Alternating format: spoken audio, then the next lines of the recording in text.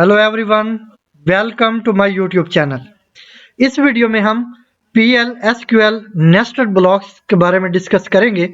I hope आपको PL SQL blocks के बारे में अच्छी अंडरस्टैंडिंग होगी।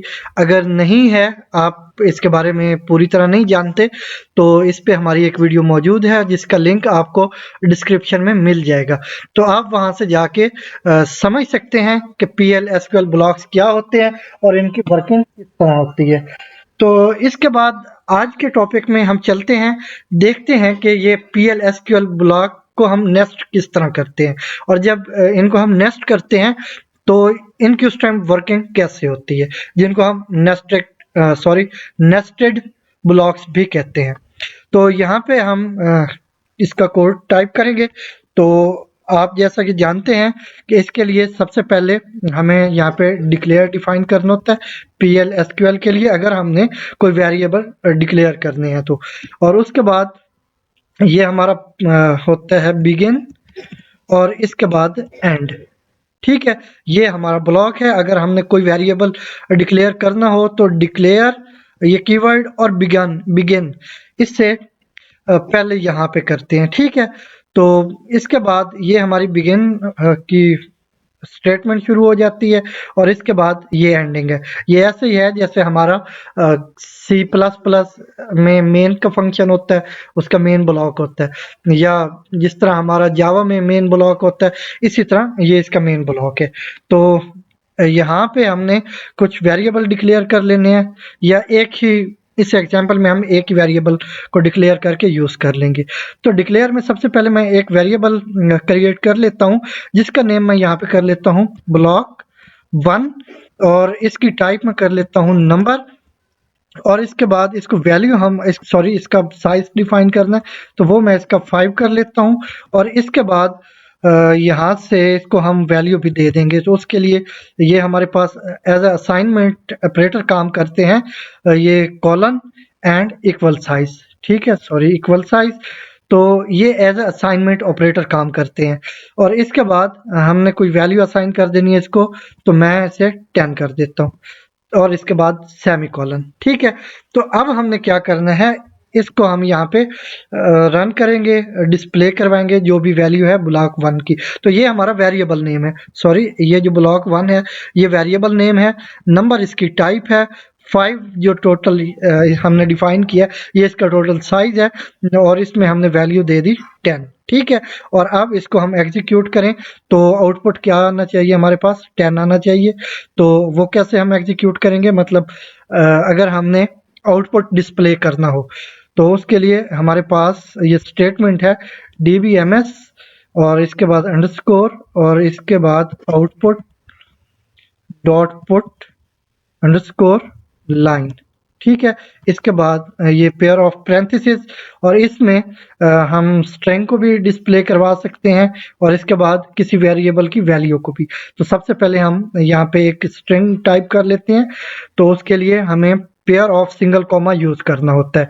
तो मैं यहाँ पे स्टेटमेंट टाइप करता हूँ block1, ये फर्स्ट ब्लॉक। ठीक है, फर्स्ट ब्लॉक, और इसके बाद यहाँ पे कॉलन यूज कर लेते हैं, और इसके बाद गैप, एक वाइट स्पेस यूज करेंगे, और इसके बाद जो सेकंड कॉमा है उसको यूज करेंगे, ताकि पता हो कि ये हमारे पास एक स्ट्रिंग है। ठीक है, और इसके बाद अब हम कॉन्कैटिनेट करेंगे, उसके लिए ये डबल पाइप साइन यूज करते हैं हम।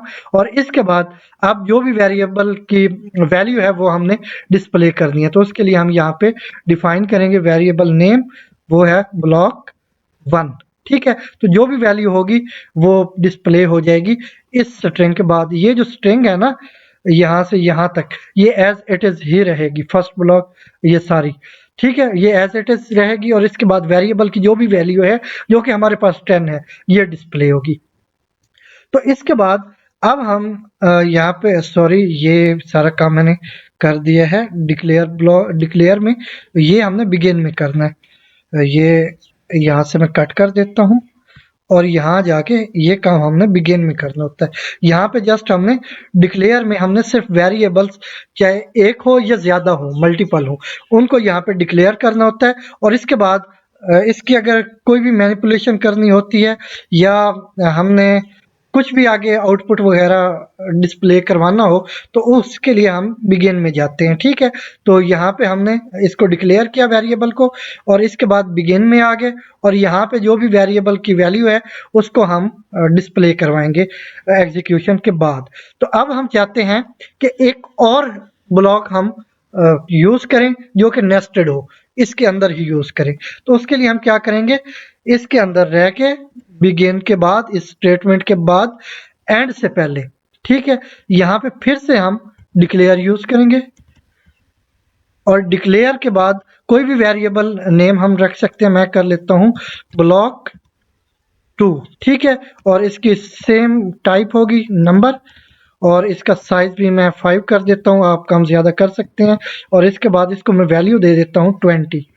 तो ये 20 मैंने इसको वैल्यू दे दी। अब इसके बाद यहाँ पे सेमीकोलन यूज करेंगे और अब यही जो स्टेटमेंट है इसको यहाँ से मैं कॉपी कर लेता हूँ ताकि हमारा टाइम सेव हो और यहाँ पे पेस्ट कर दूंगा मैं। यहाँ पे सॉरी, बिगिन के बाद यहाँ पे हम लेंगे बिगिन, ठीक है, और बिगिन के बाद मैं इसको पेस्ट कर देता हूँ। इसको पेस्ट किया और इसके बाद फिर से हमने यहाँ पे सेमीकोलन यूज करना है और यहाँ ऊपर भी सेमीकोलन यूज करना है। और इसके बाद ये हमारा सेकंड ब्लॉक है ना, तो इसके लिए अब हमने यहाँ पे एक और एंड यूज करनी है, ठीक है, क्योंकि अब हमारे पास बिगिन 2 हो गए हैं तो इस वजह से हमारा एंड भी 2 होंगे। तो यहाँ पे मैं इसको सेपरेट कर देता हूँ, फर्स्ट ब्लॉक को और सेकंड ब्लॉक को। ये हमारा फर्स्ट ब्लॉक है जो पेरेंट ब्लॉक है हमारा, ठीक है। इसके बाद फिर से डिक्लेयर हमने यहाँ पे डिफाइन किया और इसके बाद फिर ये बिगिन आया, ये अब नेस्टेड है, ठीक है। लेकिन अब जो एंडिंग है, जितने भी हम नेस्ट करेंगे ब्लॉक्स को, उनकी एंडिंग वो एक साथ डिफाइन करेंगे। जितने बिगिन होंगे उतनी एंड होगी। हमारे पास 2 बिगिन है तो हम यहाँ पे 2 एंड यूज करेंगे, ठीक है। तो ये हमारा सेपरेट ब्लॉक है। तो अब यहाँ पे एक काम और हम कर लेते हैं, इसमें वेरिएबल हमारा ब्लॉक 2 है, ठीक है। अब जो फर्स्ट ब्लॉक था हमारा पेरेंट ब्लॉक, उसमें ब्लॉक 1 वेरिएबल है जिसकी वैल्यू हम यहाँ पे डिस्प्ले कर रहे हैं। और यहाँ पे जो सेकंड ब्लॉक है इसको भी मैं चेंज कर लेता हूँ, ये हमारा सेकंड ब्लॉक है, सेकंड ब्लॉक, ठीक है। तो ये सेकंड ब्लॉक में जो वेरिएबल है वो अब 2 है, ब्लॉक 2 है, जिसमें हमारी वैल्यू 20 है। तो ये वेरिएबल ब्लॉक 2 हो गया। अब हम इन दोनों को रन करेंगे, ठीक है, और हमारे पास ये आउटपुट आनी चाहिए एक, तो मतलब ब्लॉक 1 की जो भी वैल्यू है और उससे पहले ये स्ट्रिंग एज इट इज, और इसी तरह ब्लॉक 2 की जो भी वैल्यू है और उससे पहले ये जो स्ट्रिंग है एज इट इज, ये डिस्प्ले होनी चाहिए। तो मैं इसको रन करता हूँ और रन करने के बाद हम देखते हैं कोई प्रॉब्लम अगर ना हुई तो ये हमारा आउटपुट है फर्स्ट ब्लॉक, ये हमारा फर्स्ट ब्लॉक है, ठीक है, जिसकी वैल्यू 10 है। और ये सेकंड ब्लॉक है जिसमें हमने वेरिएबल ब्लॉक 2 यूज किया था और उसे हमने वैल्यू 20 असाइन की थी, ठीक है। तो अब इसमें कुछ और इंफॉर्मेशन मैं आपके साथ शेयर कर दूं, वो ये कि अब अगर हमने इनके नेम सेम कर दिए हों, यहाँ पे मैं कर देता हूँ ब्लॉक 1, ठीक है, ये अब ब्लॉक 1 ऊपर भी ब्लॉक 1 है, नीचे भी ब्लॉक 1 है, इससे हमें कोई एरर नहीं होगा, ठीक है। इनकी अब वैल्यू हमने सेपरेट रखी हुई है। तो ये इसी तरह यहाँ पे वैल्यू, इसको भी मैं ब्लॉक 1 कर देता हूँ क्योंकि इस वेरिएबल का नेम मैंने चेंज कर दिया।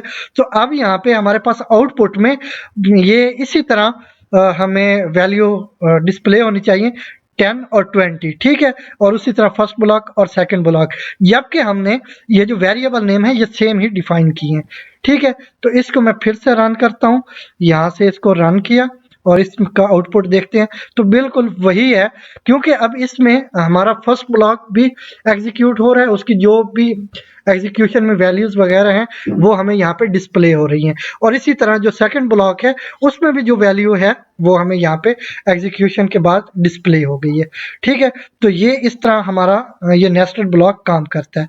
तो इसके बाद अगर हम ऐसा करें कि हम एक ऐसा ब्लॉक, सॉरी, एक ऐसा वेरिएबल जो कि हमारे पेरेंट ब्लॉक में हो लेकिन सेकंड में ना हो, यहाँ दूसरे में ना हो, तो उसको हम सेकंड ब्लॉक में एग्जीक्यूट कर सकते हैं।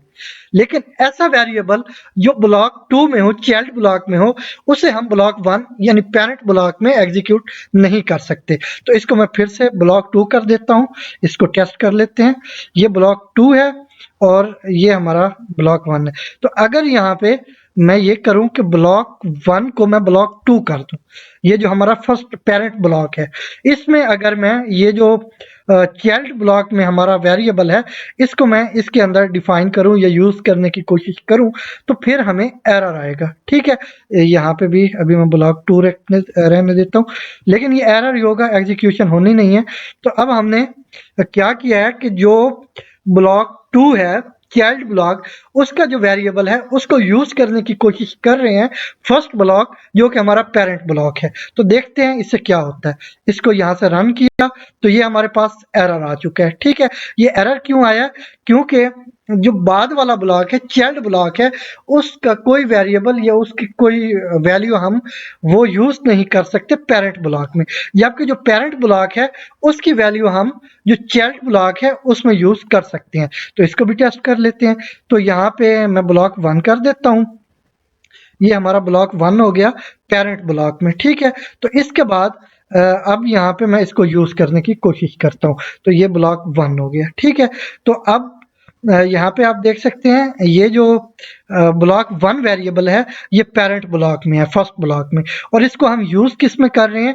चाइल्ड ब्लॉक जो कि हमारा सेकंड ब्लॉक है, नेस्टेड ब्लॉक है, उसके अंदर यूज करने की कोशिश कर रहे हैं। तो अब देखते हैं, यहाँ पे इसको मैं रन कर देता हूँ, तो अब आउटपुट देखते हैं। तो यहाँ पे देखें दोनों पे, हमारे दोनों एग्जीक्यूशन पे, दोनों ब्लॉक्स में हमारी वैल्यू 10 आ रही है, क्योंकि अब जो हमारा पेरेंट ब्लॉक का वेरिएबल था उसको हम यूज कर पा रहे हैं हमारे चाइल्ड ब्लॉक में या नेस्टेड ब्लॉक में। ठीक है, तो ये वर्किंग होती है, ये प्रोसेस होता है हमारे नेस्टेड ब्लॉक्स का, कि हम इन दोनों को यूज कर सकते हैं नेस्टेड करके, लेकिन इसमें जो पेरेंट ब्लॉक है उसके वेरिएबल या वैल्यू को हम यूज कर सकते हैं नेस्टेड ब्लॉक में, लेकिन जो हमारा नेस्टेड ब्लॉक है उसकी कोई भी वैल्यू या वेरिएबल उसको हम पेरेंट ब्लॉक में या जो हमारा फर्स्ट ब्लॉक है उसमें यूज नहीं कर सकते, उस पे एरर आ जाता है। तो ये थी हमारी आज की वीडियो जिसमें हमने नेस्टेड ब्लॉक्स को डिस्कस किया। आई होप इसकी आपको अच्छे से अंडरस्टैंडिंग हुई होगी। अगर वीडियो अच्छी लगी हो तो लाइक एंड शेयर करें, और अगर अभी तक हमारा YouTube चैनल सब्सक्राइब नहीं किया तो प्लीज अभी इसे सब्सक्राइब करें।